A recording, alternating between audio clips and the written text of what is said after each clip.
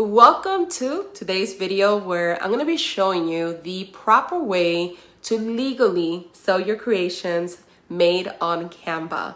And I'm going to be covering the do's and don'ts to ensure that your digital products adheres to Canva's guidelines, allowing you to sell them ethically and without any legal issues. Now, if digital products is a topic that you are interested in learning more about, be sure to like this video, and please let me know in the comments so I can tailor my content accordingly. All right, so let's go ahead and dive right in. So I highly recommend using Canva for creating a wide range of digital products that you could sell on Etsy and other marketplaces. Now with Canva, you can design invitations, business cards, postcards, brochure, flyers, stickers, t-shirts, posters, banners, and much more. And this is how myself and many of my students are generating passive income with digital products. So while Canva makes it incredibly easy to create digital products with various formats and options, it's important to be aware of certain guidelines to ensure your safety and compliance with Canva's terms and conditions. So I'm going to walk through the different things that you're not allowed to do, and then I'm going to show you an example so you could be crystal clear on the do's and don'ts. So the first one is you cannot select any pre-made template from Canva, modify the fonts and colors, and attempt to sell it as your own. Now, this practice is prohibited because the template is already someone else's intellectual property. So what I see a lot is that people will come here, let's say that they want to do this floral wedding invitation, they want to edit, they'll click on customize this design. They go in here, they change the color, the background color, they change the font to a different font. And then after they do that, they're like, okay, I'm going to go ahead and sell this on Etsy. This is not allowed. You are breaking Canva's terms and you don't want to do this. You don't want to get in trouble. So to address this issue, you will need to create your own design from scratch, ensuring it's entirely your own creation. So if you plan to sell a template from Canva, I recommend using only the free elements, which can include, fonts, shapes, and photos. Let me show you.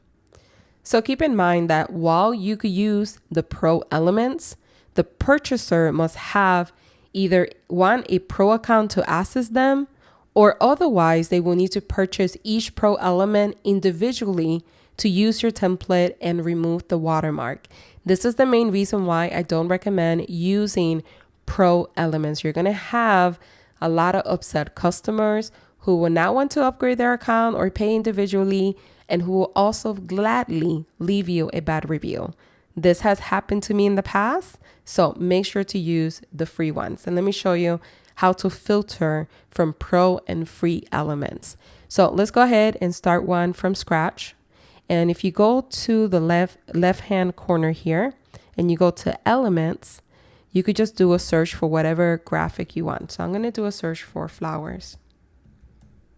And from here, I'm going to click on see all. And these are all the flower options that I have that I could start using to create my creation. Now, the first thing I want to do is click on the settings up here. And I want to filter from free and paid. So if I go here, I could go down and I could click on free. This automatically is going to filter all the free ones. So all of these are free that I could use. So if I created an invitation using these, my customers are not going to have any issue with using the actual account. You can also click on any image on the three little dots, and it will tell you if it's free or paid if you want to double check. So once you have the image, you will just go ahead and add it to your design just like that. It's that simple. But you definitely want to use just the free ones. Also, please note when using pro elements in your template, which you can, the template must remain within Canva. So you will need to share it as a template link so others can edit it within the Canva platform. So you cannot download it as a PDF, as a PNG, or JPEG. So keep that in mind because this is really, really important to know. Also, please note that when you're creating your digital files, Anything that you add to it, you must check if it's free or pro. That also includes fonts. I know I talked about shapes and graphics and photos, but the fonts also apply. So you always want to check everything that you add to it. So for instance, if I go ahead and add text, if you go right here where you have your font selection, you can actually click on the settings or the filters up here. And from here, you're able to select from free to pro. So obviously we want to select the free ones, apply, and then automatically it's going to show you all the free ones here. Now, anything that you have uploaded, let's say like this one here, I actually purchased this. I'm not able to use this font if the customer is coming back to edit the file. Why? Because they won't have it available to them. So again, they will have to either upgrade or use a free font, and they might be upset because maybe they really like this Mozart, script, or this Brittany signature font style that I have. So you have to be mindful of things like that, because you will get customers that will message you and say, I'm really upset. I wanted the same font that you had in your mockup. So just be mindful of anything you add here. From any of these sections here, you have to check, is it free, is it pro? And you have to make sure that you're following Canva's terms and conditions. Another important point to remember when using Canva is that you cannot use a single element and sell it as your own. And what I mean by that is that you can't go in here and type in, let's say, rainbow, and let's just grab this one, add the element here, and then sell this file as it is. This is not allowed. Again, you will have to go through it when you're searching for rainbows and make sure that one, you're looking at the free ones, right?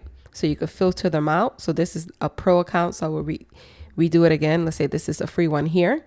Make sure you're using a free one, but then you will need to either enhance the element and then incorporate it into a creation. So you could incorporate it in a creation like print on demand. If it's a digital product that you sell, then you will need to add additional elements to it. So, you could come up here and start creating and adding more to it. So I will go ahead every single time, search for free, make sure that's on free. So then maybe I will add these up here, right? And then maybe I'll search for water, and then maybe I'll add this on the bottom, right? This is what I mean by enhancing it. You're adding more to it. You're making it more of your own. And you keep doing that. And the final creation should have took you work to do, right? It shouldn't be just two elements. It should be more than that. It should be colors, different fonts. It should be something that took time to create. Another option available to you is using your own licensed clip art, which is when you purchase, let's say, clip art from like Creative Market or Creative Fabrica to create your digital products using Canva. Now, this is really important to know. When using clip art, graphics, fonts under commercial licenses, you are not allowed to distribute them separately. So therefore, the final file must be flattened into a finished design. So I'm going to show you how to do that in a few minutes.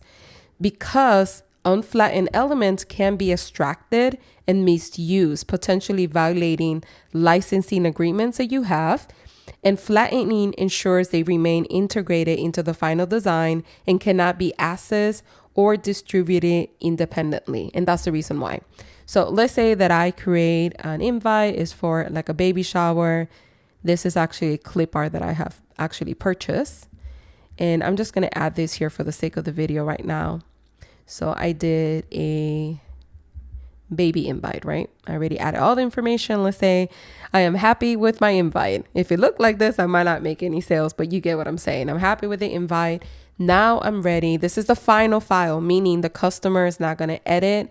I finished it for them and I'm selling as is, right?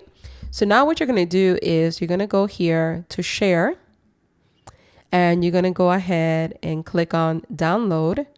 You're going to go to PDF. You want to pick print. The reason for that is because when you do PDF print, it will give you a higher resolution. It's going to give you 300 dots per inches. If you do like a JPEG or PNG, Canva doesn't offer 300 dots per inches, so the quality of the file will not be that great. So keep that in mind.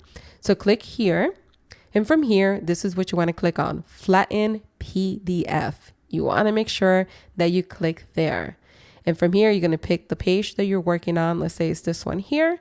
And you're going to click on Done and Download. And this will be the final file that you will give to your customer.